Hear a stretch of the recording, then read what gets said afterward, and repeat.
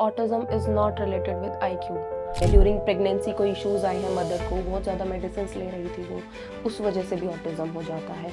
Not only autism, many diseases आते हैं। घर में तनाव का माहौल था जिसके कारण ऑटिज्म हो गया, वो सारी चीज़ें भी इसमें अफेक्ट करती है बच्चे की मेंटल हेल्थ को। अब क्या होता है कि सोसाइटी उसको टैग दे देती है पागल। इसलिए हमारा सिस्टम ना मेड फॉर ऑल है ही नहीं कभी से। यहाँ पे हमारे सिस्टम में अगर आप सिस्टम के हिसाब से नहीं चलोगे तो आप फेल हो। ही सेड निकिता, इन बच्चों के साथ ना जुड़ना पड़ेगा और दिल से जुड़ना पड़ेगा, क्योंकि एक पॉइंट ऐसा आता है जब इनके माँ बाप भी इनका साथ छोड़ देते हैं।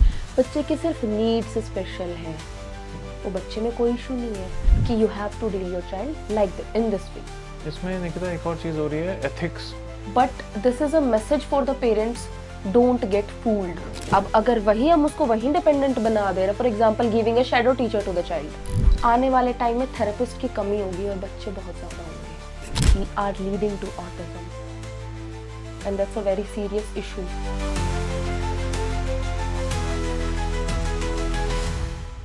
आप सभी का स्वागत है द गट फील शो में। मेरा नाम है प्रणव वशिष्ठ और इस पॉडकास्ट का पर्पस है आप लोगों तक ऐसे गेस्ट की स्टोरी लाना जो या तो ट्रांसफॉर्मेशनल है या इंस्पिरेशनल है। हम आप तक नॉलेज पहुंचाना चाहते हैं माइंडसेट को लेके, जिससे आप अपनी लाइफ में वो चेंजेस कर पाओ जिससे आपकी लाइफ बेहतर हो सके।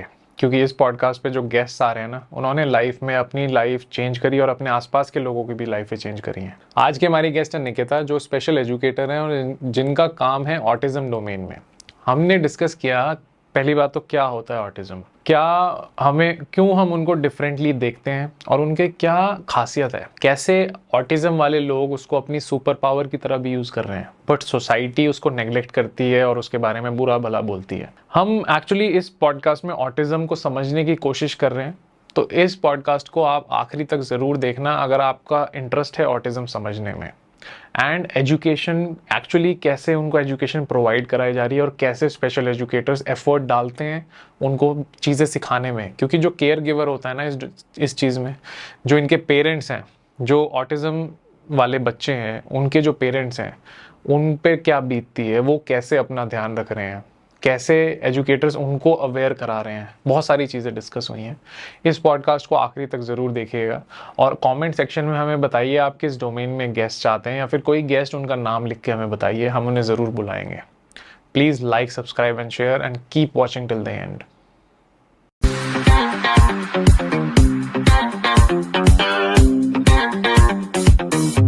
Hello Nikita, welcome to the gut feel show. Hi sir, क्या हाल है आपके? बढ़िया, आप बताइए। बस ऑल गुड। एक आई थिंक बहुत ही इंपॉर्टेंट टॉपिक आप लेके आए हो जो बहुत ज़्यादा क्रूशियल है।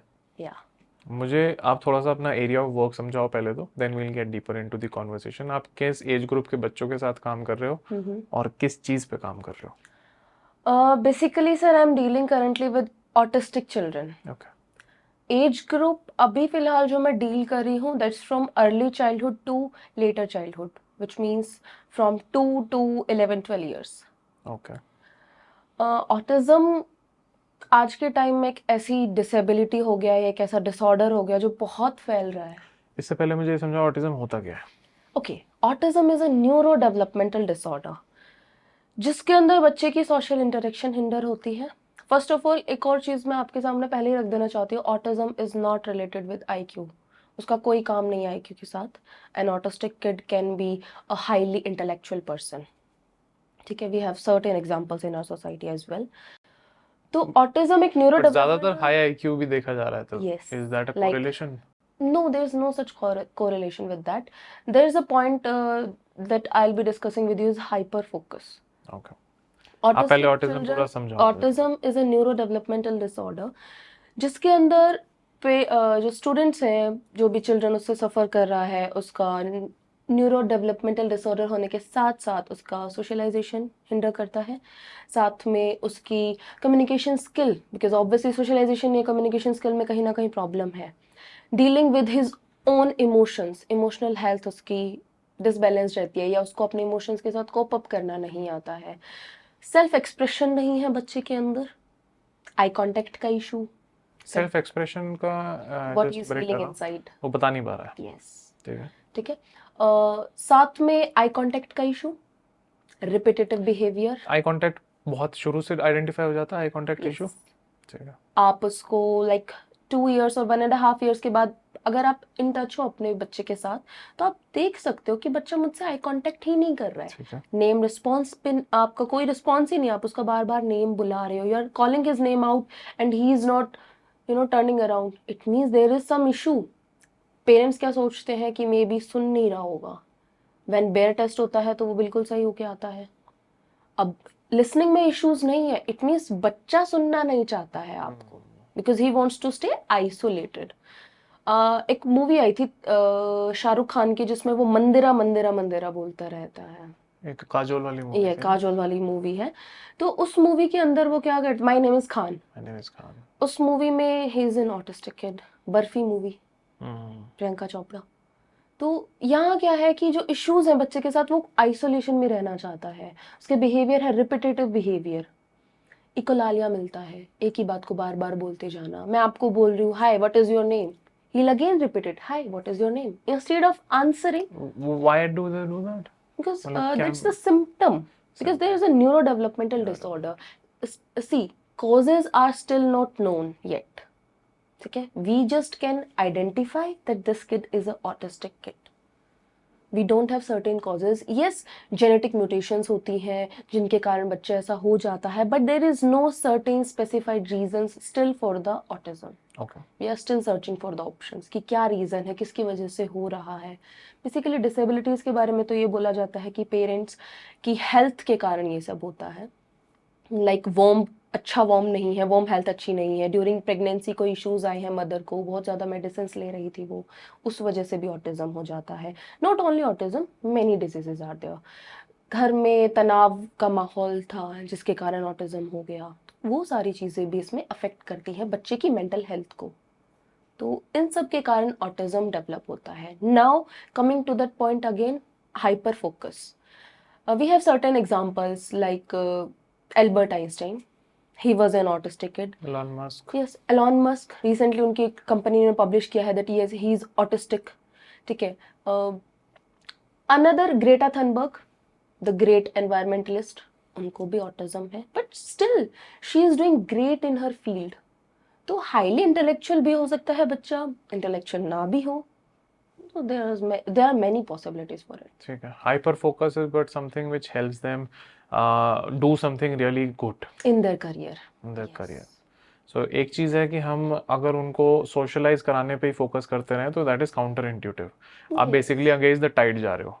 लेकिन अगर आप उनको उनकी स्पेस में वो काम करने दो जो उनको पसंद है तो हो सकता है वो बहुत अच्छा भी कर सकते हैं कुछ Yes. नॉर्मल क्राउड से ज्यादा, क्योंकि बहुत हमारा अच्छा निकल अटेंशन के आ स्पैन सकते फोकस हैं। कम होता जा रहा है, Yes. उनका अटेंशन स्पैन बहुत ज्यादा है। आई think that is the super power. Super power. यही मैं पेरेंट्स को बोलती हूँ कि whenever we discuss ना principles of development, there is a principle, the principle of uniqueness. आपके बच्चे में ना एक स्पार्क जरूर होगा, बिल्कुल। उस स्पार्क को पहचानिए, that what is it and work for it. अगर आपने उस बच्चे की वो कोर पकड़ लिया ना, you have cracked the key. ऐसे ही निकिता हमारे पॉडकास्ट में ना गेस्ट आए थे, I don't know if you know him, Pranav Bakshi. Okay. He is an autistic, even a model now. He's an autistic model, India's first autistic model. His mother was also here. So the parents are doing really amazing on how they are working on making autism his superpower. Yes. He works with a media agency. He does his workout. He is working as a model and willing to go to Mumbai also. So he's doing so much, and was like he's pretty ambitious, and he has some things which is about listening to music, which he cannot avoid. He carries a small FM with him. So these are small things that he enjoys. And they keep up in life, That's the basically. strategy to Yes. cope up. He has a complete strategy Yes. to use autism as his But superpower. I guess इस situation में जैसे आपने बताया कि उसकी mother साथ में आई थी, parental role is very much important. हमारी सोसाइटी में ना एक मिथ है, किसी बच्चे को ऑटिज्म हो गया, फॉर एग्जांपल अगर आपने किस बच्चे में कुछ सिम्टम्स डायग्नोस कर लिए ना, what are the symptoms? Eye contact नहीं कर रहा है, अपने ही काम में लगा हुआ है, ये सब चीज़ें ना हमें आइडेंटिफाई हो जाती है, because we are special educators, हमें पता है बच्चे की नीड स्पेशल है। अब क्या होता है कि सोसाइटी उसको एक टैग दे देती है, पागल, वहीं से स्टिग्मा एंड टैबू शुरू हो रहा है। यस। उस वजह से ना पेरेंट्स इतने ज़्यादा डीमोटिवेट होते जा रहे हैं कि they are not working for that child in a good manner. वो खुद इतने ज़्यादा परेशान हो गया, हाय मेरा बेटा ऑटिज्म से परेशान है, अब मैं क्या करूँगी। सोसाइटी एक्सेप्ट करेगी नहीं करेगी, बिकॉज या आज भी लोकल सोसाइटी में उतनी अवेयरनेस नहीं है। द मेन रीज़न कि वाई एम आई है, मैं आपसे भी ये चीज़ डिस्कस करी थी कि ऑटिज्म के रिगार्डिंग अवेयरनेस फैलानी है, मिथ्स को तोड़ना है, पागलपन का टैग हटाना है। Even in my family there is a child जो स्पीच डिले से अभी परेशान है। when we diagnosed it, तो what mainly the diagnosis is what कि हमने देखा कि यार बच्चा नहीं interact कर पा रहा है, तो we just told his parents यार please go and have a test for him ना, assessment कराइए आप इसका। so they were like क्यों, हमारा बच्चा पागल है, why should we go there। Now what happen, school में जब बच्चा एंटर करता है, स्कूल के टीचर्स जो प्रॉब्लम फेस करते हैं, तो वो हमेशा अपने उन बच्चों के पेरेंट्स को बोलते हैं कि please go and get an assessment for this child. जब असेसमेंट हुआ, there was a speech delay and mild autism. या सो सोसाइटी ने इतना ज़्यादा स्टिग्मा बना दिया है इस चीज़ का कि ऑटिज्म है तो बच्चा आगे ही नहीं जा सकता है, he can do much better than the normal I think children. वो नॉर्मलाइजेशन हुआ ही नहीं है, क्योंकि हम स्टीरियोटाइप्स पे डिपेंडेंट हैं हमेशा से। जब से एक तो एजुकेशन सिस्टम भी बना था, वो सिर्फ क्लरिकल एजुकेशन सिस्टम था कि जस्ट गेट अ जॉब। तो उस सिस्टम में जो फिट नहीं होता उसको आउटकास्ट कर दिया गया, उस पर सारे लेबल्स लगा दिए गए। इसीलिए हमारा सिस्टम ना मेड फॉर ऑल है ही नहीं कभी से भी। यहाँ पे हमारे सिस्टम में अगर आप सिस्टम के हिसाब से नहीं चलोगे तो आप फेल हो। यस। और बहुत सारे आप देखोगे ड्रॉप आउट्स हैं, जिनको जो भी इशू था, जिस भी वजह से उन्होंने ड्रॉप आउट किया, they have done the things which everyone else follows, they have done such things in life. So I think ये जो एक परसेप्शन है ना, ये परसेप्शन फंडामेंटली गलत है हमें। और इवन जैसे आप पेरेंट्स का पॉइंट आउट कर रहे हो, आई एम श्योर बहुत मुश्किल होता है किसी बहुत पेरेंट के ज़्यादा। लिए पहले तो एक्सेप्ट करना, क्योंकि एक्सेप्टेंस इशू जो आप बता रहे थे कि मान नहीं रहे पेरेंट, बोल मान रहे हैं ही क्यों नहीं जाए रहे, क्यों जाए, क्योंकि एक्सेप्टेंस आने में बहुत टाइम बहुत लगता है, टाइम क्योंकि लगेगा। ना एक शॉक के थ्रू जा रहा होता है पेरेंट, कभी सोचा नहीं ऐसा होगा और फिर वो हो जाता है। हमारी फैमिली में हो जाता हाँ, फिर उसके ना बंदा ब्लेम गेम शुरू कर देता है, ढूंढता है कि किसकी वजह से हुआ है, क्यों हुआ है ये, है। फिर अपने आप में रिग्रेट गिल्ट में चला गिल्ट में। जाता है। यस। तो हाँ, इन सब चीज़ों से निकलने के लिए भी उनको थेरेपी की भी जरूरत पड़ती है कई बार, और कुछ लोग तो इतना डाउन चले जाते हैं कि हो सकता है डिप्रेशन में चले जाएं। यस, होता है ऐसा। तो अब उसमें क्या होता है, मुझे आप ये बताओ कि आपने जब इन बच्चों के साथ आप काम करते हो, आप केयर गिवर्स से भी इंटरेक्ट करते हो, यस। केयर गिवर्स की क्या एक्चुअल सिचुएशन है, because it is not easy. Basically मैं अभी जिस एरिया में काम कर रही हूँ, I am working in Bahadurgarh, hmm. Bright beginnings child development learning centre. When I entered in that centre, तो मुझे रविंदर सर मिले, Ravinder Khatri sir. He is an autistic specialist, 11 year से वो काम कर रहे हैं। So I still remember his one dialogue at my first day. He said, Nikita इन बच्चों के साथ ना जुड़ना पड़ेगा, और दिल से जुड़ना पड़ेगा, क्योंकि एक पॉइंट ऐसा आता है जब इनके माँ बाप भी इनका साथ छोड़ देते हैं। तो अगर आप नहीं साथ छोड़ना तो ही रहना, otherwise you can quit. I think वो फंडामेंटली सेट इन होना बहुत ज़रूरी है। यस। तो वो उनका डायलॉग शायद मेरे साथ पूरी लाइफ टाइम रहेगा, और उनकी वो सोच जो इतने अच्छा सोचते हैं वो लाइफ टाइम रहने वाली है मेरे साथ। और वही शायद हमें अपने सारे कलीग्स में भी दिखती है वो सारी चीज़ें। वहाँ से मुझे उनसे भी काफ़ी स्टोरी सुनने को मिलती है कि पेरेंट्स ऐसे कर रहे हैं, पेरेंट्स परेशान है, यार एक बार इन पेरेंट्स से बात कर लो। क्या हो रहा है कि therapy centres are running, there are multiple therapy centres in our area. India में बहुत सारे थेरेपी सेंटर्स हैं। Now what they do is, बच्चा लिया थेरेपी के लिए, the child is inside the session, there is no one to talk with the parents. और care giver सबसे ज़्यादा ड्रेन होता है इस सबसे पर्सन, क्योंकि ज़्यादा। उसके पास ना दुनिया के और काम काज भी हैं। सपोज 45 मिनट्स का एक सेशन चल रहा है, पेरेंट्स बाहर बैठे हैं। अब जो साइड बाय साइड जो पेरेंट्स है वो खुद परेशान है, वो क्या एक दूसरे को काउंसलिंग करेंगे, वो क्या एक दूसरे को मोटिवेशन देंगे। फ्रस्ट्रेशन भी सेट हो जाती है। वो अपना इश्यूज बताएगा। Now the parents will start comparing there own children, यार इसका तो ये भी कर रहा है, मेरा तो ये भी नहीं पड़ोसी कर के देख के, और ये रहा। हाँ सब। ये देखो, ये तो ये बच्चा तो पढ़ाई में आगे चला गया है, वो सारी चीजें आती है। Now what I try to do in my centre is, हमेशा मैं जब भी बाहर होती हूँ, सेशन जब मेरा नहीं है, तो मैं पेरेंट्स से इंटरेक्ट जरूर करती हूँ। once a week or twice a month I try to interact with each and every parent, जिसमें मैं उनको 1 से 1.5 आवर देती हूँ to discuss their issues, because कुछ चीज़ें ऐसी होती है जो बच्चा थेरेपी सेंटर पे कर रहा है बट घर पे नहीं कर रहा है. So it's very important to tell the parents how to tackle their own children. एक टाइम पे खुद में ना बुरा भी लगता है कि यार देखो मैम की तो बात मान रहा है और घर पे मेरी बात नहीं मान रहा है. तो क्या हमारे साथ कोई पेरेंट्स में ना दिक्कत वो है? बहुत इश्यूज ब्लेम होते गेम हैं. शुरू हो हाँ, जाता है ना कि ब्लेम क्या गेम मेरे भी. में दिक्कत है कुछ? क्या फादर बोलेंगे आपकी वजह से है, मदर विल से आपकी वजह से है. So those kind of issues are there in the family also. Couple की मेंटल हेल्थ अफेक्ट हो रही है. ग्रैंड पेरेंट्स आर देयर जो उनको ब्लेम कर रहे हैं कि आप दोनों की वजह से ऐसा हुआ है. तो उस टाइम पे क्या होता है, working parents are also there. Mothers हमसे बात करती हैं. मदर से ma'am what should I do, मैं पूरा दिन बाहर रहती हूँ, मुझे आप कोई ऐसा सर्टेन केयर टेकर दे दीजिए जो इसके साथ रह ले.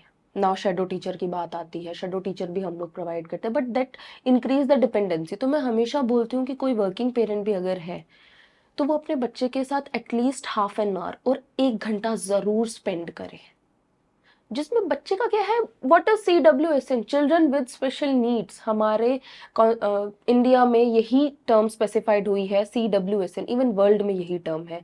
बच्चे की सिर्फ नीड्स स्पेशल है, वो बच्चे में कोई इशू नहीं है. आप उन नीड्स को समझ नहीं पा रहे हो, ये आपका इशू है. क्योंकि आप सिस्टम के हिसाब से ही काम करना चाहते हो, जैसा बिकॉज होता है. लॉर्ड मैकॉले ने जब ये सिस्टम स्टार्ट किया था तो ब्राउन अंग्रेज का सिस्टम था कि हमें सिर्फ अपने लिए क्लैरिकल बंदा चाहिए जो इंग्लैंड का काम इंडिया में कर दे. बस. सिंपल. वो उसी पैटर्न पे हमारा आज तक का एजुकेशन सिस्टम चलता हुआ आ रहा है. चेंज पता नहीं कब होगा. There is no certain thing जो पेरेंट्स के लिए बनी हो. आई वॉन्ट कि एक ऐसी कम्युनिटी बने जिसमें पेरेंट्स की मेंटल हेल्थ को टैकल किया बिल्कुल. जाए. Not through medication, like fun games और active, just like a kitty. उनको ट्रीट किया जाए एक अच्छे वे में कि या you are a normal being, आपका बच्चा नॉर्मल ही है. कई बार क्या होता है, इंट्रोवर्ट और एक्सट्रोवर्ट पर्सनैलिटीज के फेस को हम इग्नोर कर देते हैं. पेरेंट्स को लगता है कि हमारा बच्चा किसी से बात नहीं कर रहा so that's an issue. No, वो इंट्रोवर्ट पर्सनैलिटी का भी हो सकता है भाई. तो try to understand what your child needs. और पेरेंट्स इस चीज में देखो सफर करते भी है बिकॉज ऑब्वियसली उन्होंने वो चीज नहीं पढ़ी है. So as a special educator it's my job to tell them कि you have to deal your child like in this way. इसमें निकिता एक और चीज़ हो रही है, एथिक्स पे भी मुझे डिस्कशन करना है कि कई बार ना क्या हो रहा है कि कुछ इंस्टीट्यूट्स, कुछ प्रैक्टिशनर्स बहुत अर्ली लेबलिंग भी कर दे रहे हैं. वाई? बिकॉज क्योंकि इंस्टीट्यूट वो it is a income source. Money minded people are है देयर. ना. सो मनी माइंडेड पर्सन अगर इसमें जाएगा तो कैन ऑल्सो मैनिपुलेट पेरेंट्स. ये मेरे लिए एक बहुत इंपॉर्टेंट कंसर्न है, क्योंकि मैं इसको प्रमोट करना चाहूँ तो भी एक इशू आता है कि we need people who are ethical and who are working for the cause genuinely. क्योंकि इसमें आप पैसे मिंट करने जाओगे ना तो इससे बुरा कर्मा कहीं नहीं आएगा. राइट. मतलब इतना गंदा कर्मा है ये. अगर आप इस एरिया में manipulation, it will hit you back, I think, in a way which the person will regret all their life. So I think this space is very critical and I hope only ethical people are inclined towards it, क्योंकि market में you don't know, people are hunting to find money making opportunities. अब अगर ethics ठीक नहीं है ना तो यहाँ पे आप पैसा तो बना लोगे, क्योंकि you can charge the fees because parent is incentivized कि यार मुझे कराना है, अपने बच्चे को ठीक कराना है. तो क्या ऐसे इंस्टीट्यूट्स ऑपरेट हो रहे हैं across? Have you come across some complaints from parents? There are multiple centers in my area. I won't take their name because that's obviously not ethical No for name me needed, also. yeah. There are many centers. Not वो तो इसलिए है क्योंकि मेरे सामने वो चीज़ आई है. मेरे पास गुड़गांव से भी बच्चे आ रहे हैं, मुंबई का भी एक सेशन है, बैंगलोर से भी हमारे पास सेशंस हो रहे हैं, ऑनलाइन सेशंस आर देयर. क्या हो रहा है कि वही मनी माइंडेडनेस इज देयर. बच्चा 1.5 साल से थेरेपी ले रहा है. अभी एक रीसेंट केस ही आपको बताती हूँ. 1.5 साल से एक बच्चा थेरेपी ले रहा है. ही is N hyper active child plus he is an autistic children. अब क्या हो रहा है, 1.5 साल से बच्चा स्क्रैचिंग, ये देखो निशान, स्क्रैचिंग कर रहा है. क्या 1.5 साल में वो बिल्कुल भी ठीक नहीं हुआ होगा? क्या 1% भी उसके अंदर इफेक्ट नहीं होगा? I know therapy takes time but this is a message for the parents, don't get fooled. 3 महीने में और 2-2.5-3 महीने के अंदर एटलीस्ट 1%, 2% और 3% रिजल्ट जरूर आएगा. If there is no such result you can back off. There are multiple sources, search for them. Google search कीजिए. Try to search for your child the best. There are also some centres जो fees भी एक convenient fees है और बहुत अच्छा काम कर रहे हैं, जिसका ऑनर ही ऐसा होगा जो मनी माइंडेड है, तो फिर थेरेपिस्ट कैसे होंगे? वो सब सेम टीम बन जाती है। ये सेम टीम है। तो वहां पे सोच मैटर करती है, स्पिरिचुअलिटी मैटर करती है, ओनर कैसा है, ओनर अपने थेरेपिस्ट को क्या गाइडलाइंस दे रहा है कि इस बच्चे को खींचना है लंबे टाइम तक या इस बच्चे को ठीक करना है। नाउ व्हाट हैपेंस इज, देखो ये it's not like that kind of thing कि मैं अपना कुछ अप्रिशिएशन चाहती हूँ किसी से, आई डोंट वांट।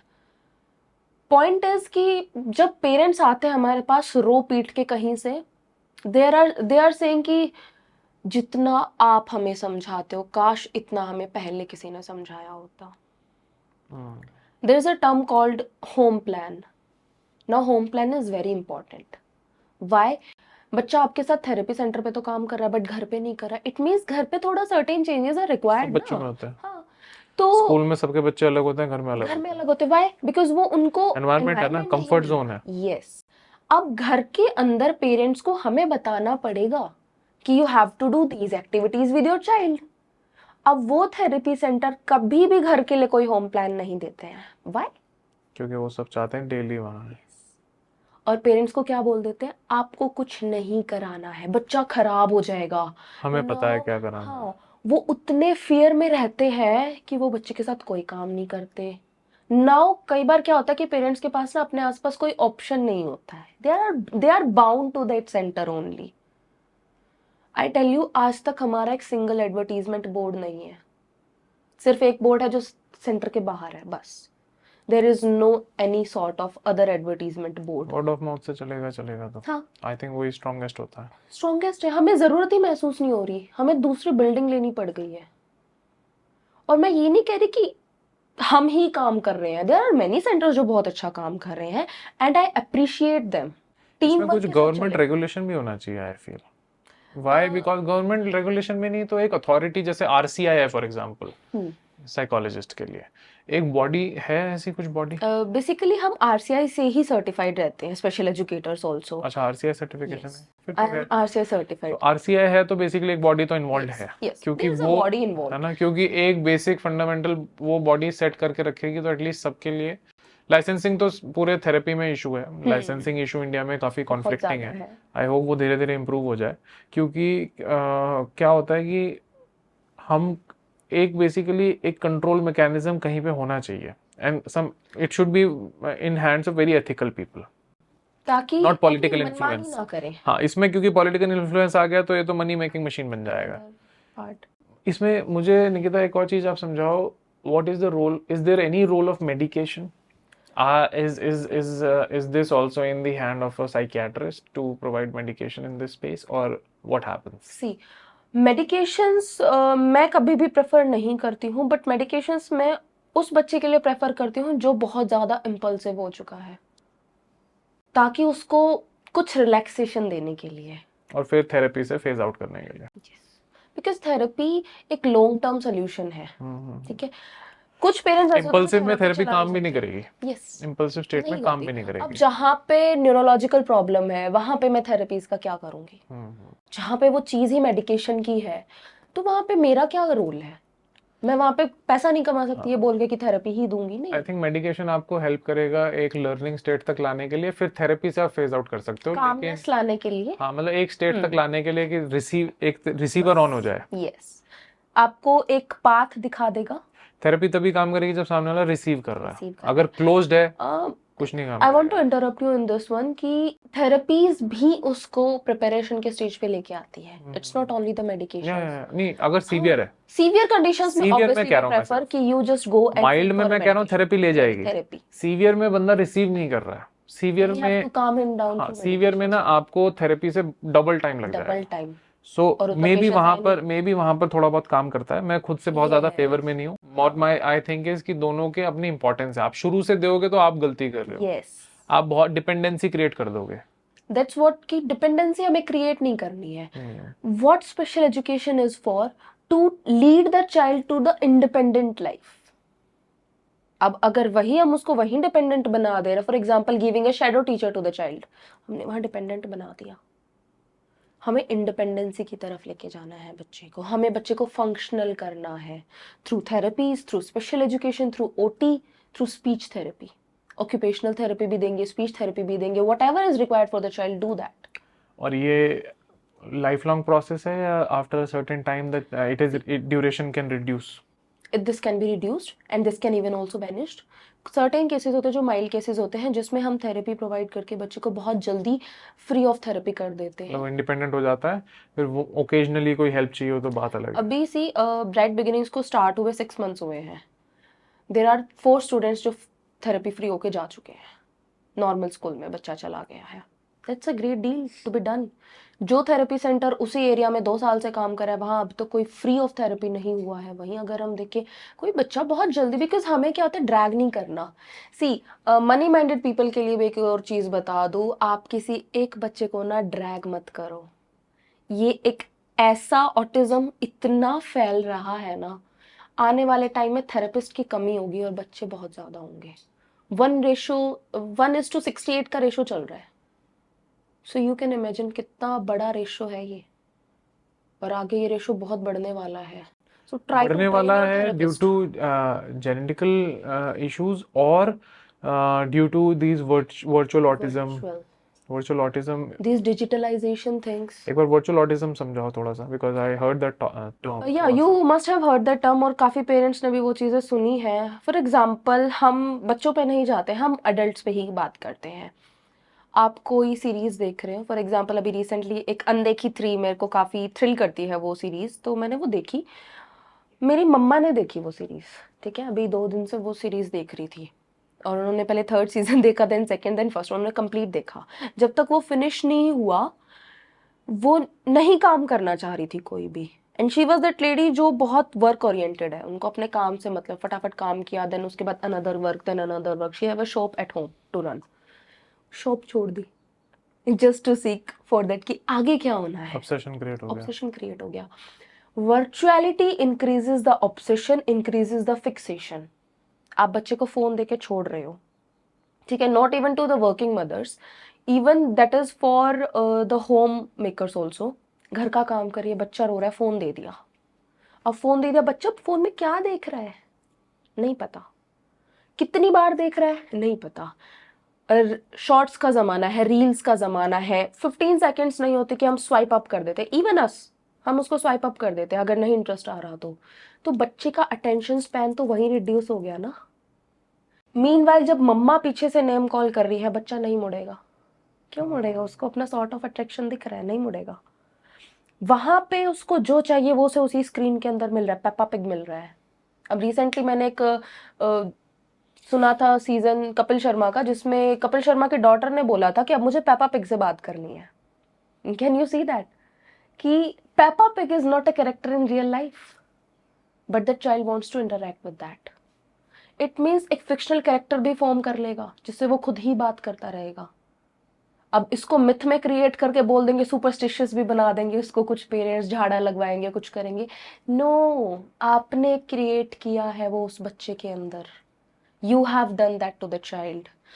जितना हो सके स्क्रीन से अलग रखो अपने बच्चे को। स्क्रीनिंग भी बहुत इश्यूज आ रहे हैं, स्क्रीनिंग बहुत क्या, मैं कहती हूँ आने वाले टाइम में मोस्टली इश्यूज स्क्रीनिंग की वजह से होंगे। Now parents count only phone in that screening, no, TV भी स्क्रीनिंग है, लैपटॉप भी स्क्रीनिंग है, हर चीज स्क्रीनिंग। जो भी आपका डिजिटल आप उसको प्रोवाइड कर रहे हो जिसमें वो किसी से इंटरैक्ट नहीं कर रहा। अब देखो ना, उस स्क्रीन पे ही बच्चा है, आइसोलेट हो गया, उसको उसी रूम के अंदर वही फोन चाहिए या वही टैब चाहिए, वही रहेगा। Isolation created, eye contact reduction, name response reduction, बार बार सपोज एक ही एपिसोड रिपीट कर रहा है, रिपीटेटिव बिहेवियर, फिक्सेशन, वही पेपा पिग देखना है, ये सारी चीजें are leading to autism, and that's a very serious issue. Understood. तो आई थिंक ये गाइडलाइंस भी होनी चाहिए पेरेंट्स के लिए टू अभी have that Sweden have observation. Provided, recently एक पेपर में कटिंग आई है, स्वीडन ने स्टार्ट किया है पेरेंट्स को इन्फॉर्म करना कि कट ऑफ योर फोन।